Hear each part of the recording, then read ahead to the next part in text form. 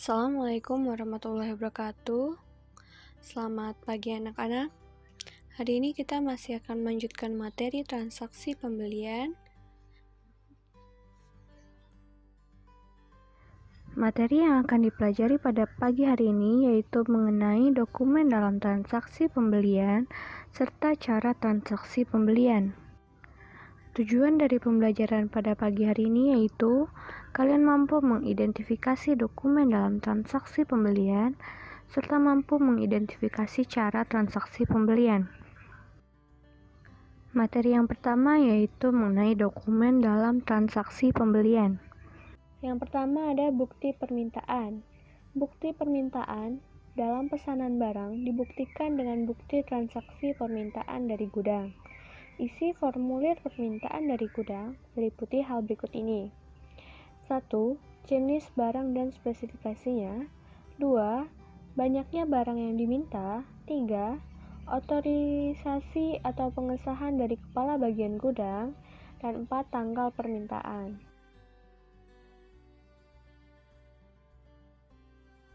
Yang kedua, surat pesanan.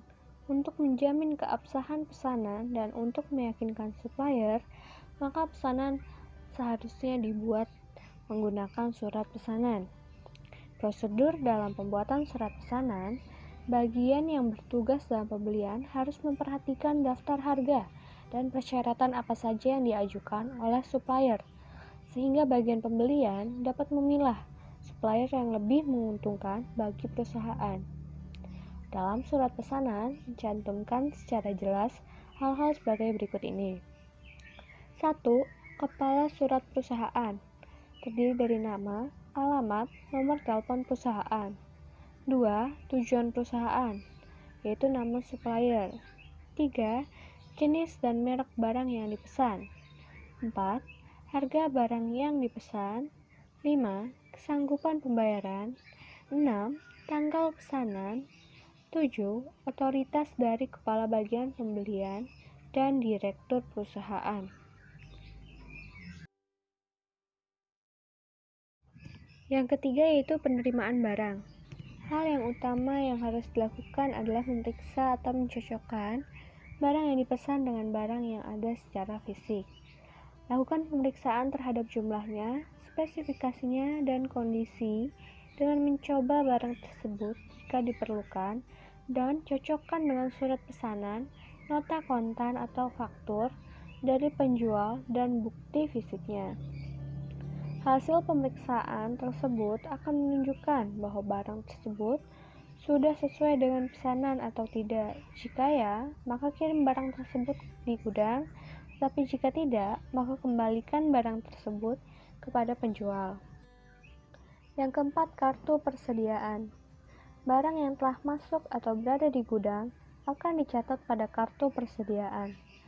Pencatatan tersebut dapat dilakukan secara manual maupun dengan komputerisasi.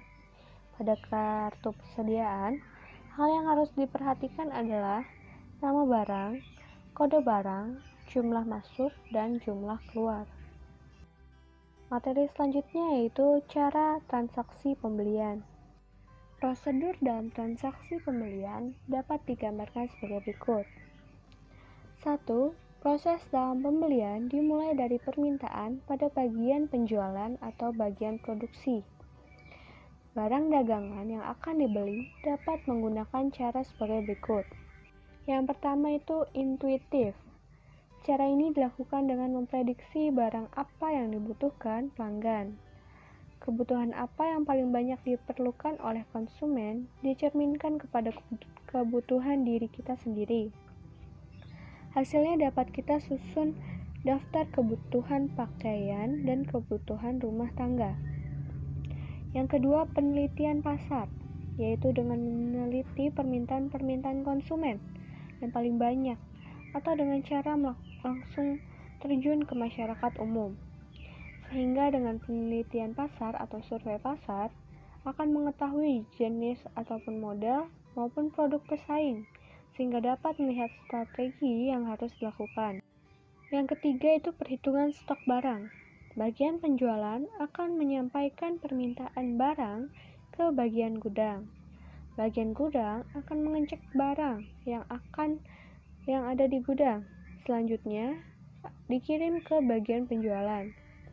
Bagian gudang akan mencatat pada buku persediaan apabila persediaan barang hampir habis dan akan melakukan pesanan barang kepada supplier.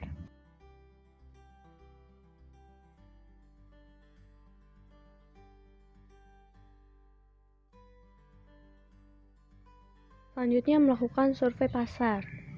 Survei pasar yang dilakukan adalah untuk memilih produsen atau agen atau grosir yang terbaik yang dapat dijadikan sebagai supplier perusahaan. Kegiatan ini dapat dilakukan dengan cara memasang iklan di media massa, mencari iklan penjualan barang dari perusahaan lain, mendatangi pusat-pusat perbelanjaan yang terkenal, ataupun mendatangi kantor dinas perdagangan dan perindustrian. Dari kegiatan ini ialah adanya daftar harga dan katalog yang dilengkapi dengan persyaratan pembelian secara jelas. Selanjutnya, menerima bagian penawaran dari berbagai perusahaan.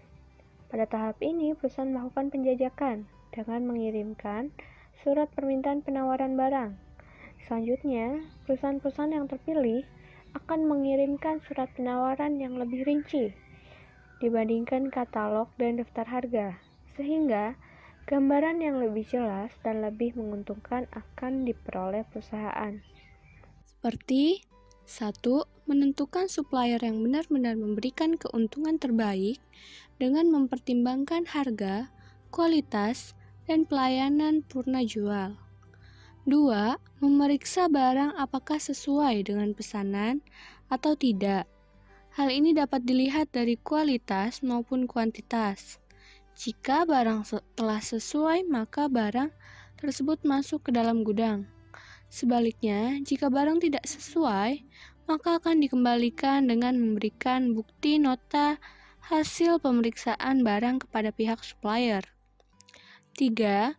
Membayar jumlah transaksi sesuai dengan prosedur pengeluaran kas. 4. Membuat daftar barang yang akan dibeli. 5. Mengirimkan surat pesanan kepada perusahaan supplier yang dipilih. 6. Membuat dan menandatangani surat perjanjian dengan supplier. Dan yang ketujuh, menerima barang. Sekian untuk materi pada pagi hari ini. Wassalamualaikum warahmatullahi wabarakatuh.